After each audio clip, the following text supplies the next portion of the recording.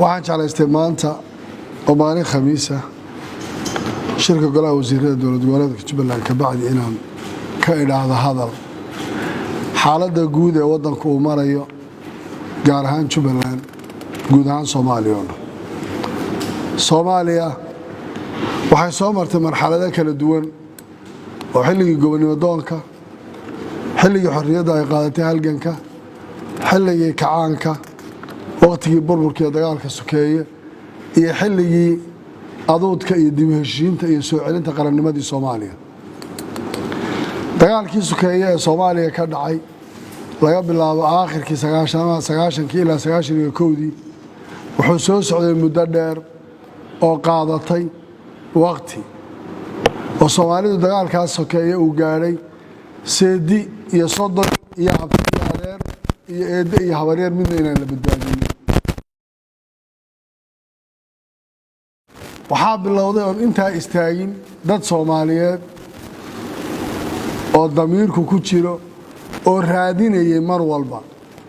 Soomaaliya xaaladda ku jirta in dib u heshiisiin laga galo la isu keeno Soomaaliya la soo celiyo lagu soo celiyo saaxada ay loobaan dhibaatadii dhacaysa la joojiyo taasi waxay keentay markaa shirarkii ugu horeeyay Jabuuti iyo markii laga soo bilaabo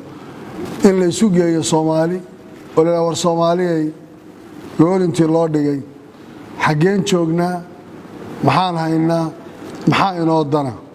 ay keentay markaa in la soo aaduudo bal Soomaali haykal dowladnimo oo ay ku heshiin karto in la isugu yimaado shirkaasi wuxuu dhalay in raad uu ka soo baxo waad garan kartaa markaa xilligii shirkii carta uu dhacay dowladdii TFG ee xilligaa la soo magacaabay shacabka Soomaaliyeed rabitaanka dowladnimo sidoo ku ahaa iyo ilaa meesha u soo baxeen iyo si u soo dhaweynayeen macaalasaf waxay ahayd tallaabo hore loo qaaday laakiin mayna noqonin sidii rabitaanka shacabku u ahaa inay u gaadho waxaa ka dambeeyay shirar badan oo ka dambeeyo kii Imbagati oo lagu soo dhisay haddana dowladdii TNG-da markaa ka bacdi waxaa la yimid in la dhiso 2012kii dowladdii rasmiga ahayd ee federaalka Soomaaliya oo shirkeedu uu ka dhacay doorashadeeda Muqdisho oo lagu dhisay dowlad rasmi ah waxaa ka horeeyay kii Jabuuti ee la isku daray muqaawamadii iyo dowladdii TFG ee xilliga TNG ee jirtay xilligaas dowladdaas la dhisay 2012kii ee rasmiga ahayd waxay qabatay shaqo badan oo ay ka mid ahayd inay dhammaystirto federaalkii Soomaaliya nidaamkii federalismka ahaa oo markaa ay keentay in isteediyadii la dhiso oo nidaamkii haykalkii federal systemka ahaa gacmaha lugaha loo taago taasina ay u noqoto sabab in dagaalkii shabaabkuna guulo badan laga gaadho dhulkuna isu socod uu gaadho ay gaadhay arrinta amnigu xataa markii ay dhacaysay doorashadii 2016 ee federaalka la isu diyaarinayay ninka musharaxa ama mas'uulka ah ee jawhar kursigiisu yaallay shaqadu raadsanayay inuu intuu ka lugeeyo gaarigiisa qaato drive gareeyo inuu ilaa iyo Muqdisho iyo jawhar inta u dhaxaysa oo dhulka marayo oo soconayay waxay gaadhay in laga fogeeyo shabaab deegaanadii ay hayeen magaalada Muqdishona si dhammaystiran ay isugu furanto dowladdaas waxaan oran karaa waqtigeedu dhammaaday iyada oo ay taagan tahay systemkii federaalka ahaa dowladnimadii aan ku meel gaar ahayn beeshii caalamku ay soo wada jeesato ay noqoto doorashadii ku xigtay 2017kii inay ka dhacdo Muqdisho si nabada iyadoo ay tahay maxaa ka dambeeyay waxa ka dambeeyay ee dhacay waxay noqotay dowladdii xilligaas lagu rajada weynaa 2017 waddanku xagee buu aaday xagee buu u socdaa muxuu gaadhay muxuu noqday su'aal waxa weeye meesha in la isweydiiyo u baahan waxaa lumay oo la waayay dhammaan amnigii oo burburay oo ninkii u kala lugeyn jiray Muqdisho iyo Jawhar gaariga u kala qaadan jiray siyaasiga ah ay ku adkaatay Muqdisho dhexdeeda in wax ka qabto ay noqoto in madaxtooyada duqeynta ay ku socoto ay noqoto qaraxyadii ugu badan inay Muqdisho ka dhacaan ay noqoto in la waayo dowladnimadii iyo amnigii iyo kala dambeyntii in caasimadda laftirkeeda dhibaatada ay halkaas ka gaadho waxay noqotay inuu burburo haykalkii dhismo ciidan ee waddanku iska lahaa ood garanaysaan maanta meesha uu taagan yahay waxay noqotay in la waayo sistamkii federaalka ee dowladdii 2012kii la doortay ay soo dhammaystirtay in maanta kulligii dib loogu noqonayo burbur iyo raad aan jirin ay dib ugu noqoto waddankii uu kulligii dib u noqonayo ay noqotay in raadkii dib loo qaado waxay noqotay cunaqabatayn dhaqaale oo waddankii oo dhan lagu soo rogo laga bilaabo Somaliland iyo ilaa inta kale oo mid walba sidan aan rabnaa sidan ma tahay haday noqon weydo maxaa anaga danno ah inay noqoto waddanka in kulli dib loogu celiyo waxaan oran karaa waxay noqotay mid lagu hungoobay oo wuxuu dadku ay tiirsanayeen iyo amaashoodii lumisay oo ay noqotay wixii laga raadinayay waxaan ahayn inay meesha ka soo baxeen waxaa timid Jubbaland iyo dhismaheedii Jubbaland waa deegaan Soomaaliya ka tirsan oo ka kooban 3 gobol oo ah gobolada Jubbada Dhexe iyo Jubbada Hoose iyo gobolka Gado markaan ka soo qaadnay deegaanka maanta aan joogno wuxuu ahaa meelaha Soomaalida qof waliba uu ka fakarayay ee uu isweydiinayay dagaalka sokeeyana inuu ugu dambeyn doono dhibaatada Soomaaliya inay noqonayso meesha xalkeeda in la gaaro ay ugu adkaanayso sababtuna waxay ahayd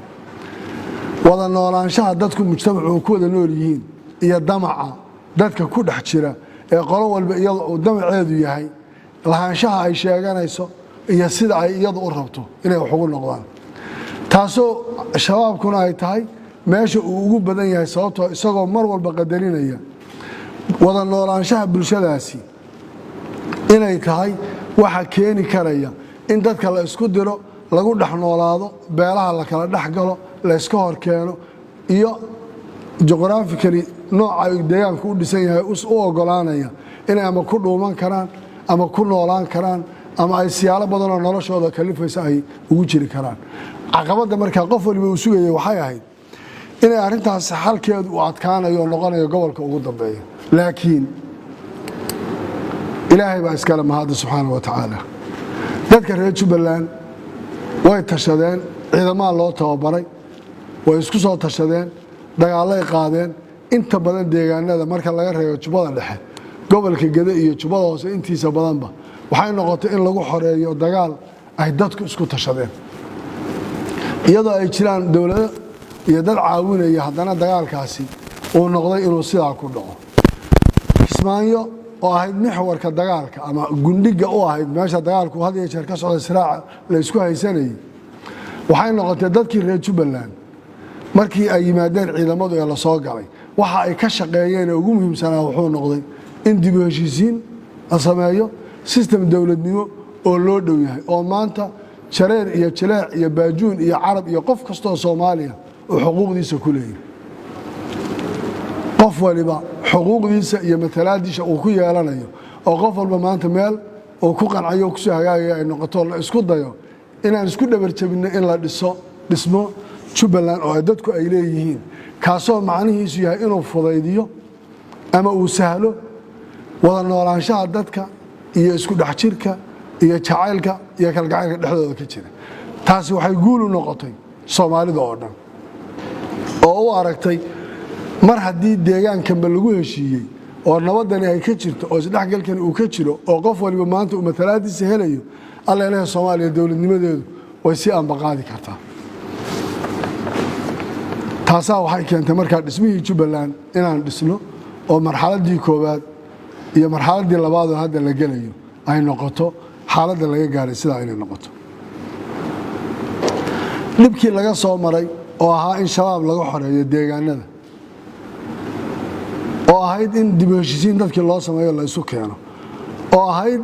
in raadkii argagixisada la baabi'iyo waxaan filayaa deegaanada aan dagaalka ku soo maraynay waxaanu ugu imanaynay calan madow oo ka sulan markaas intaanu bedelay waxaanu ku bedelay calankii buluuga ahaa ee santa gees lahaa ee jamhuuriyadda Soomaaliya ay lahayd waa wax taariikhi ah oo taariikhdu aqoonsi ma intuulo iyo ceel la qabto oo calan ka sunayn muuna jirin calan walbana waxaa lagu bedelaya kii jamhuuriyaddu ay iska lahayd ee dadku u lahaa waxaa la dhisay dhismahaas Jubbaland oo noocaas aan idiin sheegayo loo soo maray waxaa jiray shirka ugu horeeyay markii la qabanayay xilliga dawladdii jirtay ee rasmiga ahayd wax badan oo iska horimaad siyaasadeed baa jiray taasaa waxay keentay markaa inay jirtay inkastoo markii dambe dib looga noqday in abaabul badan oo qaab dhismeedka looga hadlayay uu jiro ay keentay in rag badani ay isku dayaan inay sheegtaan ilaa 5 madaxweyne oo nin walba ismagacaabay laakiin ay noqotay gogashii taalay in qof walba intii laga daba tago la keeno lagu soo daro systemka maantana qof walba la garanayo meesha uu joogiyo maqaamka uu ka leeyahay Jubbaland oo ay noqotay dib u heshiisiin dhaba oo qof walba loogu yeedhay oo qof walba markii dambe uu garaystay aleelaha waxa uu isagu leeyahay yaa midana iyadana sax u ah waxa ayaan daran noqotay markaa dawladdii federaalka ahayd ee 2017 inay guud ahaan baal martay wadanku waxa uu ku jiray iyo wixii la soo maray waxa nasiib darro ahayd aragtida Kismaayo markaan soo galeynay waxaan wadanay meyd iyo dhaawac nin markaa Starbucks fadhiyo kafee cabayay oo aan garanaynin waxa lala soo maray iyo waxa jiray inuu maanta ilaa wadanka oo dhan raad baan dib ugu celinaya waa ayaan darro aad baa arrin u noqotay waxay soo celisay dawladnimadii burburkii dawladnimadii Soomaaliya la dagaalankii federal systemka ahayd iyo jahawareerin iyo al-shabaab oo dagaalkoodii la joojiyo si xoogaysta waxa laga dhaxlay bay noqotay dawladdii 2017 la soo dhisay waxay gaadhay in maanta madaxtooyadii Soomaaliya lala dhacayo hoobiyaha waxay gaadhay istaadiga Muqdisho in maanta hal la dhisay intii la yiraahdo ciidamadii laga saaray cidii dhisi lahayd la yiri lacagtaad ku qaadateen waa inta la joojiya oo shabaab maanta ay kontroolaan ay joojinayaan in lacagta loo shoomayo ay waxba ku soconayn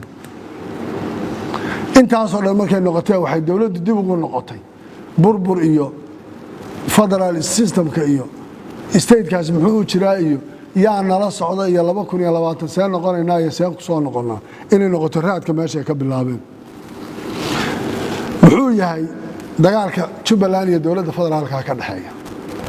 waxaan in badan ka hadlay dawladda federaalka ee Jubbaland inuu dagaal ka dhaxeeyo Jubbaland inay jirin colaad ay u qabto dawladda federaalka bal aan doonayno dawladnimada Soomaaliya iyo raadka ay leedahay in la dhiso oo wixii lagu heshiiyay uu socdo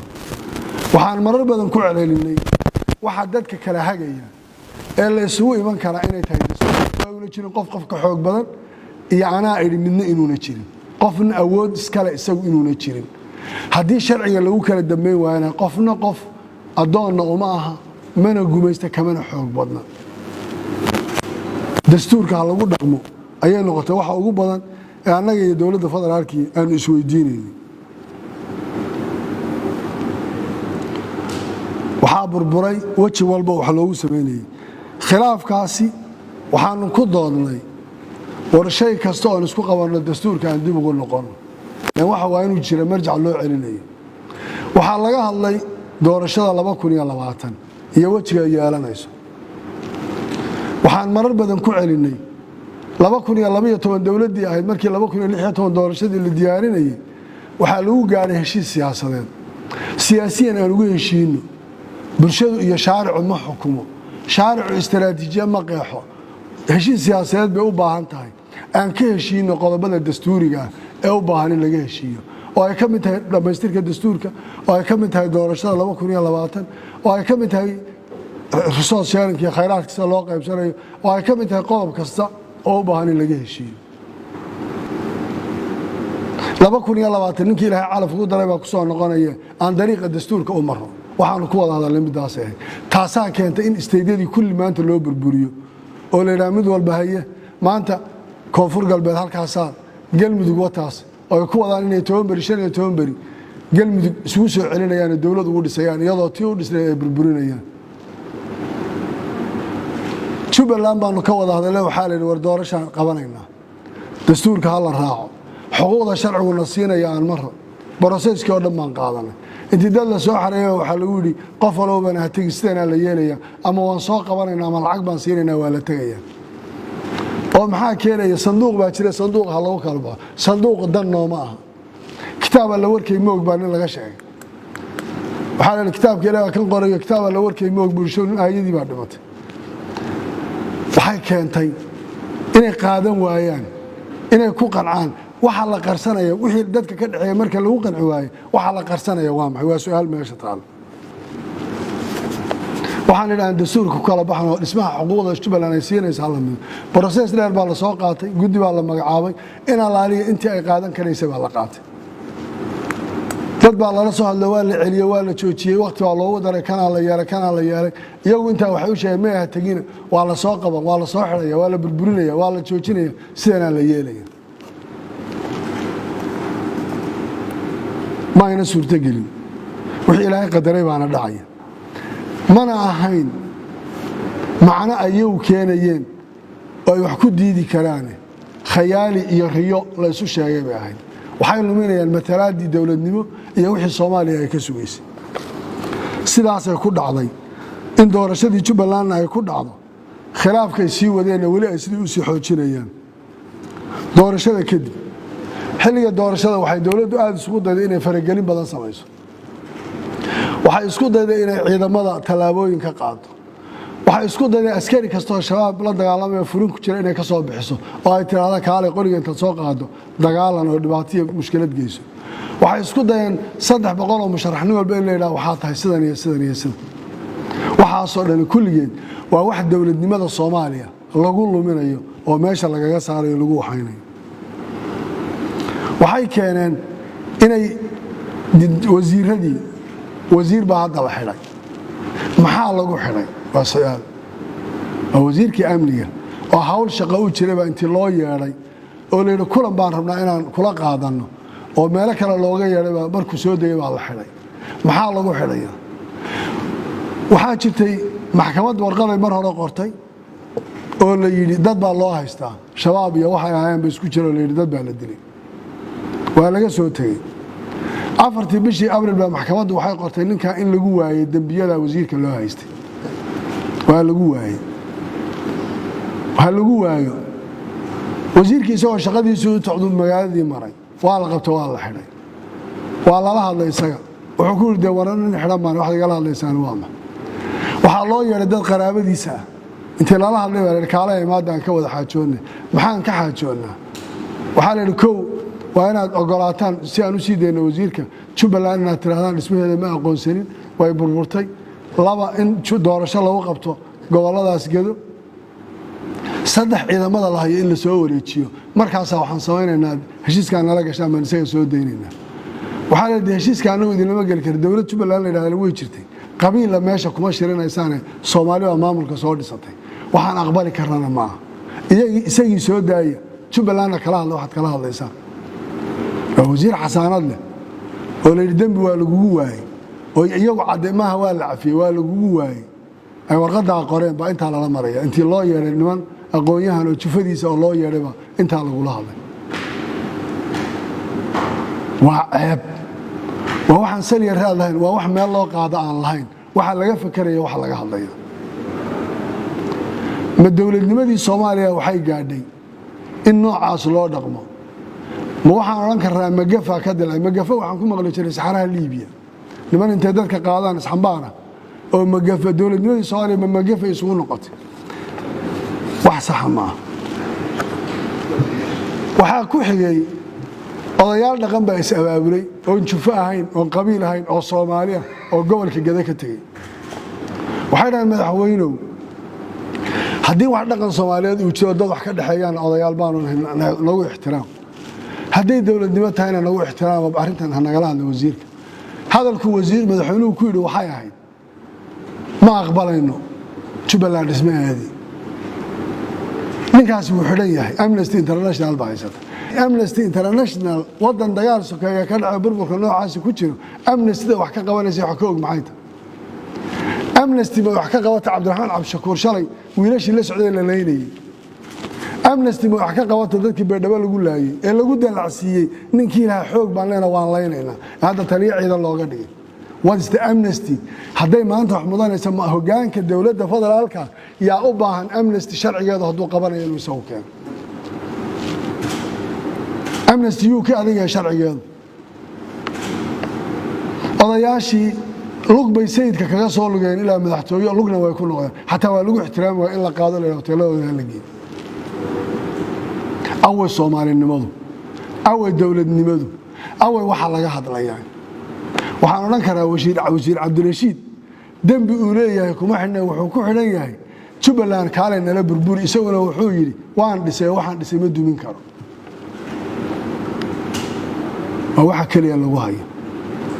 waxaan u baahanahay beesha caalamka iyo dadka Soomaaliyeed kulligood inay arkaan waxa maanta villa Soomaaliya ka socday Soomaaliya inuu dib ugu celin doono dagaal sokeeye mid qabiil mid beeleed mid kala fogaansho iyo inta dhibaato inuu kulligii keeni doono waxay yiraahdeen waan cuna qabataynaynaa Jubbaland garoomadan xidhaynaa baa leeyahay oo maxaa la xidhayaa diyaaradda Doobley ka imanaysa ee Kismaayo imanaysa 30 daqiiqo soconaysa ee $80 laga qaadanay waxay dhahaan inay xamar timaado dal Kismaayo timaado Kismaayo markay ka baxayso xamar tagto Doobley timaado $230 lagu charge gareeyo 2 saac iyo badhna ay hawada ku jirto socoto waxay keentay islaantii umusha ahayd iyo tii foolatay sakaraadka ahayd iyo qofkii lala soo cararayay intuu waayay inay maanta jiraan kiisas xeer ilaalintu ay soo gudbin doonto madaxweyne Farmaajo iyo wasiiradoodu waxa ay geysteen ijraamka ay geysteen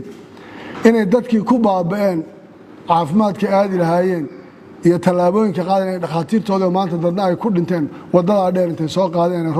roobka oo shabaab ay dhibaato ugu filaayeen inay maanta dad ku baaba'een ay u baahan tahay kuwa xuquuqul insaanka u doodaya maxkamadda caalamiga ah in loo gudbi doono biilashaan aan diyaarin doono hadii la hayro dadka wax ku gaadheen arintaas waxaa dhacday diyaaradii xamar ka baxaysay ee Kismaayo tagaysay agaasimayaal baa lala kulmay waxaa la yidhi baasaboorkaaga wuxuu Kismaayaan ka yimid waxaa la Kismaayo ma naqaanay keen muwaadin Soomaaliyeed oo shir u tagay shaqo ya baasaboorkiisa intii la qaaday baa intari loogu dhuftay Muqdisho from Kismaayo to Muqdisho waxaan su'aal kula yaabayna marka Kismaayo aad ka timid waa dal kale waxay noqotay intii la xanimo lala hadlay in la yiraahdo qabiilkee tahay jufadeed u dhalatay xagee maxaad qabataa maxaad ka doonaysaa in intaas oo dhan la maro waxay kaliftay isla immigrationkii federaalka uu lahaa baasaboorka lagu dhuftay exit-ka laga dhuftay Kismaayo in ay kaasi waa ma soconayo exit labaad loogu dhuftay Muqdisho oo laba exit ay noqotay in hal baasaboor ku dhacdo waa immigration state-ku ma laha waa federal level waxa sababay hadda noogu joogaan ma garanayo وأي عدة لعنا قوتينية ما أنت هذا أنا دون ما الله ماشان دون إنه نسافر without permission كذا ماشان دون عادي كلام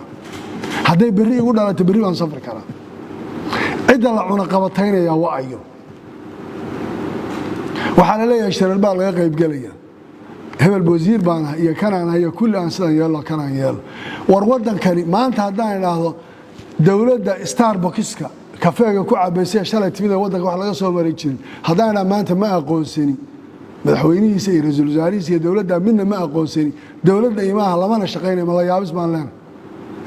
shacab baan shalay taxiyo u soo soo meediya dhaawac loo wadaan keen marka kafeega la cabayay maantana waxa la taagan yahay wadanka meeshii dib loogu celiyo sax loo yeelo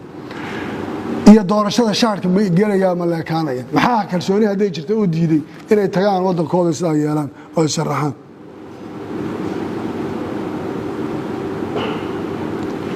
waxay aad isugu dayeen doorashada Jubbaland inay sameeyaan mid ka xuntii ka jirtay koonfur galbeed laakiin waxa taala meesha mana sameyn karaan waxbana kuma dari karaan kuwa hadda beenta u sheegeen ay leeyihiin sidaan yeelana hoobiyaha madaxtooyada iska celiyeen waxbana kama qaban karaan waxna kama dhisi karaan talaabana kama sameyn karaan awoodna uma ila waxay iska celiyeen waxa iyaga haysta dhexdooda ka jira waxa la ugu yaqaanaa iscaafis isxushmayn isqadarin isu keenis bulsho isu ururin ba Jubbaland ay ku dhisantay taasaa keentay wixii shalay soo dhacay oo dhan waxaan kaga gudbinay inay sabab noqotay waxaan sameynay dadaal dheeraad oo in allaaliyo intii wax tabanaysay qof walba oo isagu ay dhab ka ahayd intaan u yeedhay inaan la fadhiisano inaan qancino oo aan xalino oo la xaajoodno oo maanta soo dhameystirno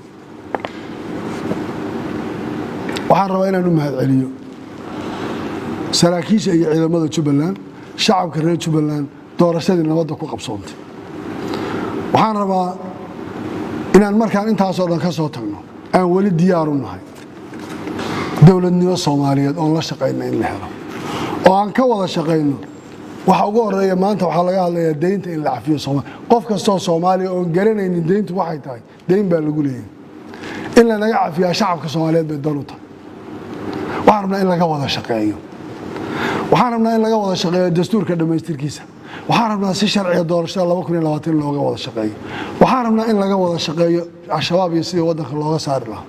aanu soo jeesano laakiin yaa lagala shaqeynaya waa in la hel cid lagala shaqeyn lahaa waxaan diyaar u nahay doorashada 2020 process sharci inay ku baxdo oo dadka Soomaaliyeed ay ku heshiiyaan oo la isweydiiyo say u dhacaysaa ayaa waxay tahay wax lagu heshiiyay inay noqoto ee anaa rabiyo sidaan aan rabaa inayna noqon waxaan rabaa inaan ku soo gabagabeeyo marka iscaafisiga intoo dhan laga soo tago Jubbaland xaaladeeda amni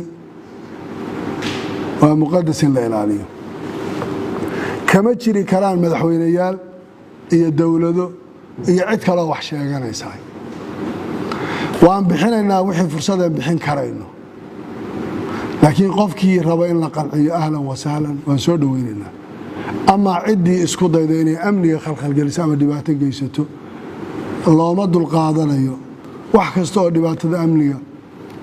iyo dhibaatada amniga Jubbaland dhibaato u geysanaya wax la aqbali karayo mana qaadan karayno intaan dul qaadanayna in xadidan bay ahaanaysa waxaan ku soo gabagabeynayaa haddii madaxda federaalku ay iska bedeli waayaan waxa maanta ay ku socdaan ee dhibaatada jawaabta ku xigteen bixinaa waxay noqonaysaa midaan ka bedelan oo ka adag waana cudur daarayaa cid kasta oo dawladda wax ka sheeganaysay waana cudur daarayaa kuwa tabashada badan sheeganayay waxaan leenahay Soomaali way tashanaysaa aayaheedana ka tashanaysaa dhibkuna wuxuu dhibayaa inta gudaha ku jirta dhibaatada ku haysatay inta dibadda ka timid dhibaatadu ma qabsanayso nin bari tagayaan anaga laguma guurayo dhibaatana nooma geysanayo waxaan leeyahay shacabka Soomaaliyeed gacmaha is qabsado ha is cafiyaan dantooda ha ka tashadeen hal la isweydiiyo meesha loo socdo siyaasadda Soomaaliyana waa in qof waliba taladu leeyahay ku soo darsado aad baad u mahadsantihiin salaamu calaykum wa rahmatullahi